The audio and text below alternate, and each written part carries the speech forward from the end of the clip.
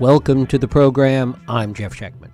Some would argue that there is a boy crisis in America. Girls are graduating from college in far greater numbers.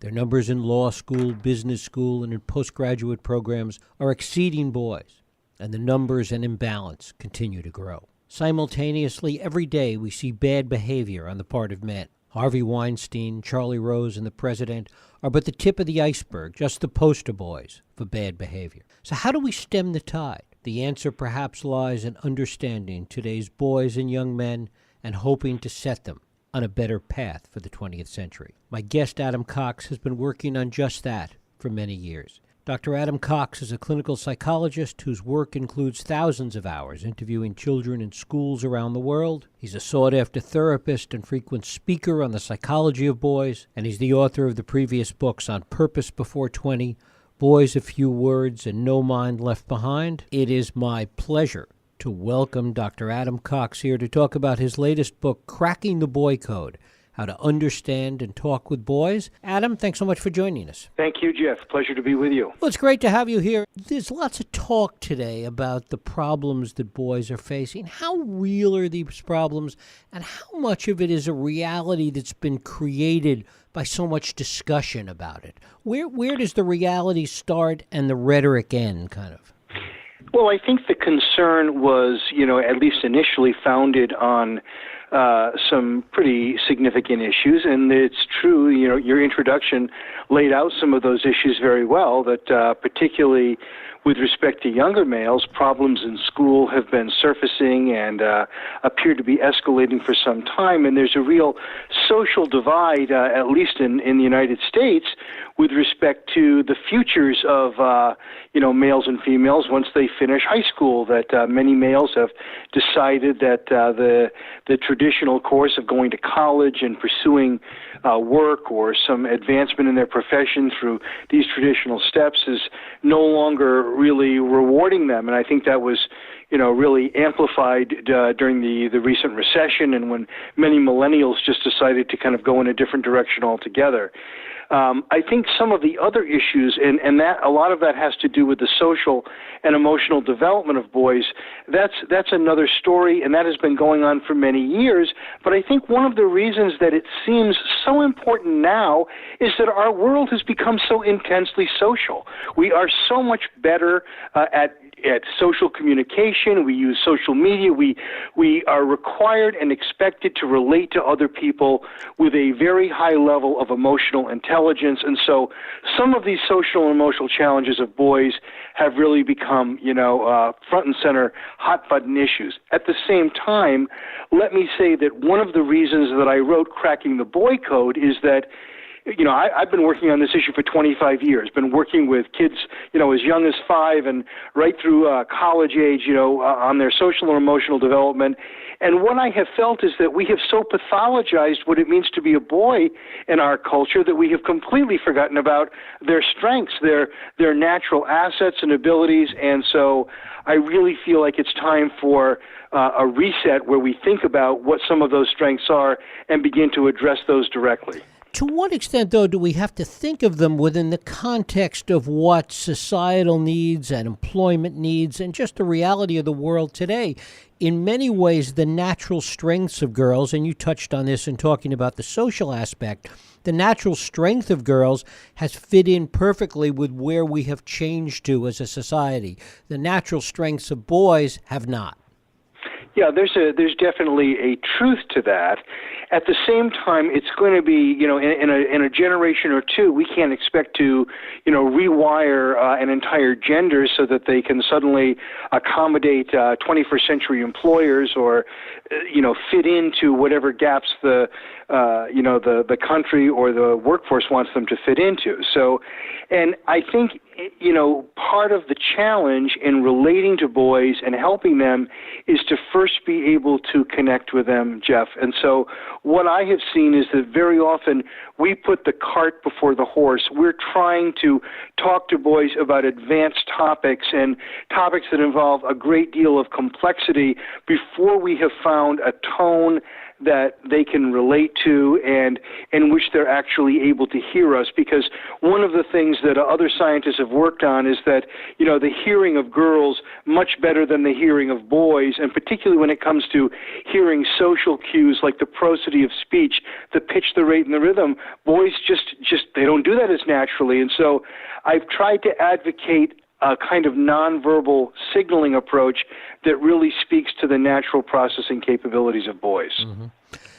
Talk a little bit about, and you mentioned before you've been doing this work for 20 plus years, how you've seen boys change, what you've seen different in terms of boys today. Well, I think that the game culture is for sure had a massive effect. I don't know that it's changed the nature of boys, but I think that it has, in some unfortunate ways, made their more difficult aspects of their nature more difficult to reach. So, for example, let me just give a quick example. If we say to someone, "My dog died last week," if you are a young male, a boy, chances are what you just heard is, "You had a dog. This dog died. This event happened last week." You heard just the facts. Because what we know is that boys are processing language almost over there on the left side of their brain, where we hear the facts and we make sense of logic and linear thinking. But your right hemisphere missed the facial expression of the person that just said that. You didn't notice their eyes. You didn't notice the qualities of speech that would have given you a more complete meaning of what was just said to you.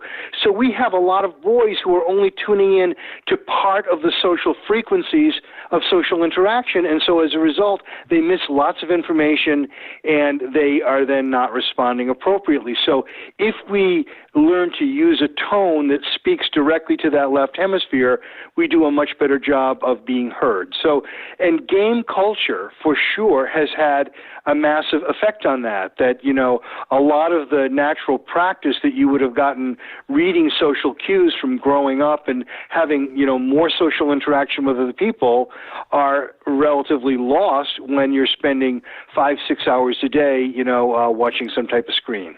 How do we begin to address this? How do we get inside the heads of these young men and begin to address this? I think that, the first thing that we do, there's two things. I should mention that in the course of my work with boys, I spent 2 years traveling the world and doing focus groups with kids between the ages of 9 and 18 about where they find a sense of purpose in their life, a sense of significance.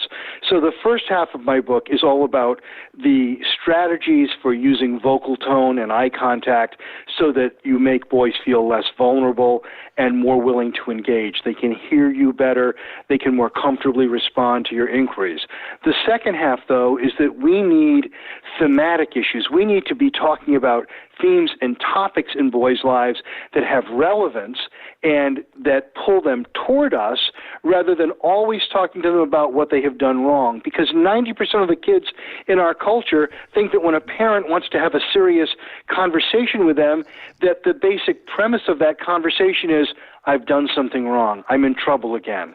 And so we sit them down at the kitchen table, we look deeply into their eyes, and they have a moment of like, okay, here we go. And they don't want to look at us, and they feel, almost violated, and they just are so anxious about that type of interaction. So we need strategies for managing our conversational skills, and we also need some understanding of what kinds of themes are of high priority to boys. How important is the issue of role models, and what impact does it have, the degree to which we're seeing so many problems from men today? Well, I think that that's a huge issue, and, so one of the reasons that we need to have better conversations is that if we don't, then boys will only have the most, known role models to refer to. I mean, of course they have athletes, and, sometimes there are the infamous role models, such as, all the males that set off the Me Too movement. And so, if we don't have real conversations with kids about, other males in culture, then I think that we only are relying on stereotypes. Let me just add along these lines, Jeff, that I think that one of the most under-discussed issues in the psychotherapy of boys, and this coming from someone who spent 25 years and who made this mistake for many of those years, is there's almost no discussion of love. Love never comes up in psychotherapy with boys. In most cases, we avoid the discussion of love because we think it's a prelude to talking about sex, or that their only reference for love is that it's going to somehow be connected with sex. But I think that we need to help boys be more comfortable just talking about different manifestations of love, where it emerges in culture. How do you love your family? How is that love expressed? All those kinds of things. And when you do that, it's amazing. You think that, well, they're going to have nothing to say, but when you've set the tone and you've made it comfortable for them to connect, they will go and go and go on a topic like love. What are we seeing in terms of differences as it relates to education, particularly education of the parents of these young boys? Well, I think parents are a whole lot more savvy than they were a generation ago about some of the gender differences in learning. And so, we are now very familiar with the fact that boys are having lots of issues in school with attention, and that there's a lot of incidents of learning disability among boys. And I think that parents, and this is a very positive thing, are expecting more from schools. And I think that during, parent-teacher meetings, parents expect to hear that teachers are also savvy about some of what those differences are, and that they're using instructional strategies that they have learned from experience appeal to boys. And so I think there's a change that has happened at school, and that parents are a very important part of leading that change. I notice that when I go to schools and I give a talk for parents about the communication of boys, it's almost like standing room only. Parents cannot wait for a conversation or help in helping boys to develop some of those social skills. And so I think parents are really the key. And sometimes we say, well, kids are growing up at home, but school is about a set of academic issues. And I think that that's a really false dichotomy. Kids now spend so much time at school that I think it's fair to say that they are growing up at school, and so schools should take the lead in working with some of these social and emotional skills. And how are schools and teachers responding to this? There is a mixed response. I think in some schools they are way out ahead of this, and they saw this coming many years ago. And I am now visiting schools where the architecture of the school is changing to accommodate kids. For example, boys seem to do well in schools that have big, wide hallways and that have larger, wider portals. There's a more kind of a kinetic experience for boys as they move through a school space. There's a school in Massachusetts that does something remarkable called flop, where the kids literally flop on the ground every time they leave the building and come back into the building. They've almost understood that boys need this kind of, moment of quiet and stillness to kind of gather their focus, gather their, energy back a little bit, and make the transition back to coming into the classroom. And when I interviewed kids at that particular school, even though the school day had to be extended to accommodate all of these flops that they were doing during the day, not one kid would have wanted to go back to the old way. So I think kids also are kind of helping schools to understand that, these opportunities to be more physical, to stand more, to move more are really helping. And I guess the concern on the other side of that would be that in those schools that are being more progressive about it, that we're setting up unrealistic expectations, that those aren't necessarily the things that are going to happen to them in the real world. Well, and what I would say to that is that every generation carves the world to accommodate its nature. So, all of these kids that we're worried about as having limited attention are going to shape the world in a way to accommodate the nature of their attention. And I think there's no reason that boys shouldn't do the same. And don't we sort of see that already, Jeff? Don't we see that there are many individuals, professional people, who go for a run on their lunch break, or who are taking walks, or have a gym? I read now that, people are developing really effective sleeping spaces within their workplace and so forth. I think that that's just all coming. I don't think it's unrealistic to expect that those things will occur as the next generation matures. Can we learn anything specific as we look at those boys that are coming out of schools today and that are really succeeding and succeeding well? How are they different? What do we learn from their success? we can absolutely learn something from them, and the thing that we should be learning, but which we unfortunately miss, is that there is some small select group of kids who has a much stronger sense of purpose and direction than other kids do, and that is the key. It's okay if you go to college and change your major several times because you have new experiences that change who you are or what you want in life. What's not okay is to feel no sense of calling. We have too many kids who reach adolescence and have this mindset, this vision of how success happens, that it's like, well, I work really hard in school, I get super good grades, I'm at the top of my class, and then I walk up to a big buffet table full of vocations and I just pick the one that looks tastiest to me. What a mistake that is. What a recipe for unhappiness that is.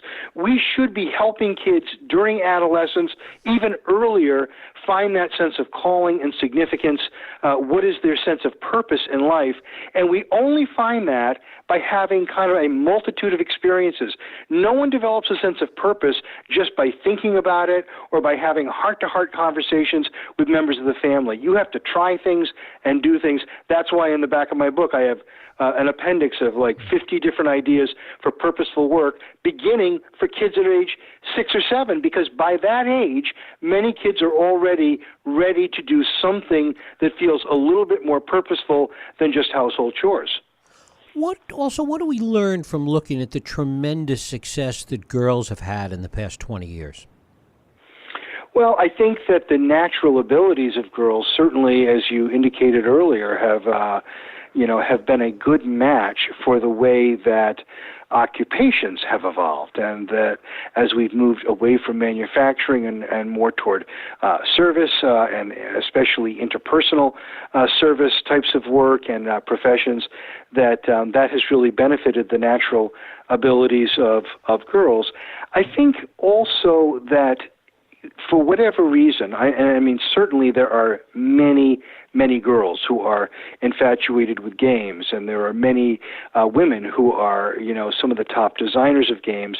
It does not seem to be as much of an kind of an addiction epidemic for girls as it is for boys. I can recall that 20-some years ago, I rarely had kids that went into, a psychiatric hospital during the course of a typical year, maybe just 2 or 3. Now it seems like on a weekly basis, I'm seeing someone, almost always a boy, have to get some type of treatment for game addiction. So I think that there is a real, vulnerability among boys to get caught up in these feedback loops of stimulation that lead them astray. And I think also the greater maturity that we so often see among middle school and high school girls helps them to know that their decisions are more consequential at an earlier age than many boys might realize that.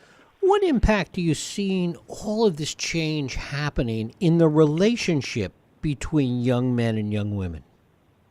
Oh, that is a real kind of important issue. I mean, I see many changes, many of the developmental hurdles that young men might have embraced several generations ago. Now they seem to be so hesitant. One of the ones that many parents of teenagers are probably aware of is that there's so many boys that are not all that eager to drive. So we have a lot of kids who, at age 17 or 18 are still feeling somewhat reluctant about getting their driver's license or driving. And when I ask kids about that, I hear that there is a lot of fear and a lot of anxiety about that. I think some of the same is affecting kids with respect to dating and relationships. There is fear and anxiety about commitment and about being heard and what can happen and all these kinds of things. So I think kids are putting the brakes on a lot of those things, and that they have relationships that we might think from our own kind of perspective are somewhat superficial. They involve a lot of texting or a lot of online social media communication, and not so much time spent face to face. So I think that some of those differences are apparent, and I don't know. I mean, it's interesting that if you talk to high school girls about what they kind of hope for in their relationships with young men, they hope to be with guys that will talk to them about serious things. This kind of turns up in research. I notice this in my office, is that there is a kind of seriousness and maturity that you find in adolescent girls that you, I think, naturally feel concerned. Will it be matched by the maturity of adolescent boys? And I think they're really, running behind the curve at this point. Talk about that fear and anxiety that you talk about, particularly with respect to something like driving. And why do we have such higher levels of this fear and anxiety today? I mean, driving is one of those things that was a kind of rite of passage. Okay, so yeah, I think, for driving, I think there's a sense of danger. I think literally that driving, they are all concerned about danger, that car accidents are serious, that the injuries from car accidents are serious, they're incredibly expensive.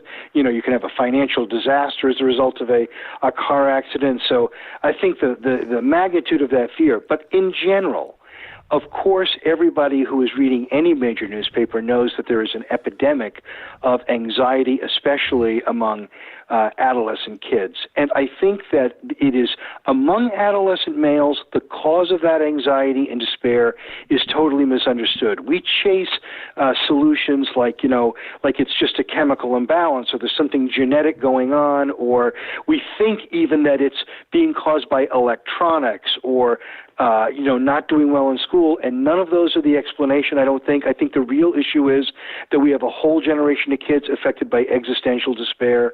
That's what the issue is among boys. It's always what it comes down to, is that they have lost their way. That's what I mean by existential despair. Kids have lost their way. They do not have a sense of purpose. They don't know what they stand for. They don't know what their life is adding up to. When you interview adolescent boys around the world, their number one fear about the future is that they will end up in a job that feels like someone they are not. So they are terribly worried about being funneled towards something and about the financial obligation when they get there, when they reach adulthood, without having had a chance to have figured out who they are and where they fit in the world. And is this a problem that society, and I guess baby boomers most of all, have created? I mean, we certainly, and I think I'm a little bit older than you, but we certainly think about our experiences growing up, and none of those things, none of those fears, none of that anxiety was there, not in the same way. I think that's true, but I think one difference between our generation and a younger generation is that they are a little bit more, I think a little bit more sophisticated about where happiness comes from. And I think their expectation for true and deep happiness is a little bit greater. I think they really, their concept is not, I want to succeed. I think that their fundamental core thinking is, I want to be happy. When you interview kids, as I have, it doesn't matter what the country is, success is not a word that kids use. That's a word that adults use. The word that kids use always is happy. I want to be happy. And I think so many feel like life moves so quickly, and, these small decisions that we make, such as where we go to school or what we decide to study or who we affiliate with, have such great and long-term consequences that, my gosh, we better be careful in making those choices. And I think they feel as though the world kind of rushes by, and they've kind of bought into a narrative, and in a sense they've been sold a narrative that all of these little choices make all the difference about who you are when you reach maturity. And I think they're nervous about making those choices, and I think sometimes they feel like they're kind of forced to make choices faster than they want to make them. I mean, the irony of all of that, I suppose, is that the net result is it's making them more unhappy. I think that's right. They are unhappy because, though, and this is the critical thing, Jeff, because we don't have a conversation with young people about those things. Please, I hope your listeners will take this to heart, is that we are talking to kids almost all the time with a sense of our anxiety behind our words, or we're talking to them about something that they've done wrong or they could do better. we should be having more conversations that relate to kids' identity, helping them to kind of explore who they are, what has relevance and some purpose in their lives. Most kids, they're not even accustomed to those kinds of conversations. That stuff doesn't even come up around the dinner table, or it's peripheral to the main issues in life, which is you got to get good grades, you got to get the best grades to get into the very best school. And by the time kids are 14 or 15, they are ready to do something that has greater community relevance, something that is going to earn acknowledgement from other people, that can be admired by others. This is a huge issue for boys, is by the time they reach early adolescence, such a deep need for admiration. We often call this, self-absorption. Sometimes we refer to it as the narcissism of males. Well, they come by it naturally. I think that's just a part of the wiring of young males, and they have that strong need, and yet there are so few opportunities for them to do things that will actually garner that sort of admiration and approval. Dr. Adam Cox, his book is Cracking the Boy Code, How to Understand and Talk with Boys. Adam, I thank you so much for spending time with us. It's been a great pleasure, Jeff. Thank you. Thank you.